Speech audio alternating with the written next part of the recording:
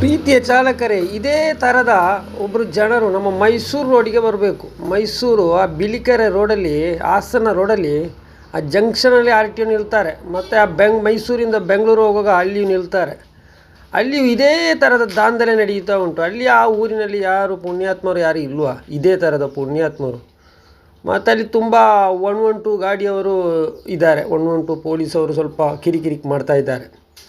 ಅಲ್ಲಿಗೆ ಇಂತಹ ಅಧಿಕಾರಿಗಳು ಹೋಗಿ ದಾಳಿ ಮಾಡಬೇಕು. ಖಂಡಿತವಾಗಿಯೂ ನಮ್ಮ ಕರ್ನಾಟಕದಲ್ಲಿ ಒಳ್ಳೆಯ ಒಂದು ರಿಸಲ್ಟ್ ಚಾಲಕರಿಗೆ ಸಿಗ್ತದೆ. ಚಾಲಕರು ಈ ಬೆಳಿಗ್ಗೆ ಹೊತ್ತಿಗೆ ಇವರ ಕೈಗೆ 100-200 ಕೊಡಬೇಕು. ಸ್ವಲ್ಪ ಮುಂದೆ ಹೋಗುವಾಗ ಮಾತ್ರ 112ಗೆ ಒಂದು 50 ರೂಪಾಯಿ ಕೊಡಬೇಕು. ಅಲ್ಲಿ ಗತಿ ಇಲ್ಲ, ಅವರಿಗೆ ಗತಿ ಇಲ್ಲ. 50-100 ರೂಪಾಯಿ ತೆಗೆದು ಬದುಕುವವರೇ ಜಾಸ್ತಿ ಇದ್ದಾರೆ. ಯಾಕೆ? ಅವರು ಏನೂ ಡಾಕ್ಯುಮೆಂಟ್ ನೋಡಲ್ಲ. ಸುಮ್ಮನೆ 50-100 ರೂಪಾಯಿ ನಾವು ಕೊಡ್ತೇವೆ ಕಾಸು ಇದೆಲ್ಲ ಅದಾಗಬೇಕು ಅವರ ಮನೆ ಮಕ್ಕಳಿಗೆ ಕೊಡಲಿಕ್ಕೆ.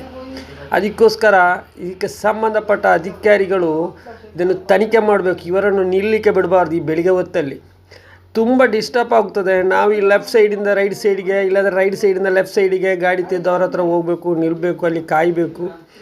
ಖಾತೆ ಮೇಲೆ ಇವರಿಗೆ 50-100 ರೂಪಾಯಿ ಕೊಡಬೇಕು. ಈ ಕೊಡುವ ವಿಷಯ ಅಲ್ಲ, ಏನು ಡಾಕ್ಯುಮೆಂಟ್ ಏನು ನೋಡಲ್ಲ, ಸುಮ್ಮನೆ ಕೊಡಬೇಕು 50-100. ಇದಕ್ಕೆ ಸಂಬಂಧಪಟ್ಟವರು ಯಾರಾದರೂ ಇದ್ದರೆ ಆ ಕಡೆ ಹೋಗಬೇಕು, ತನಿಖೆ ಮಾಡಬೇಕು, ಒಳ್ಳೆಯದಾಗುತ್ತದೆ.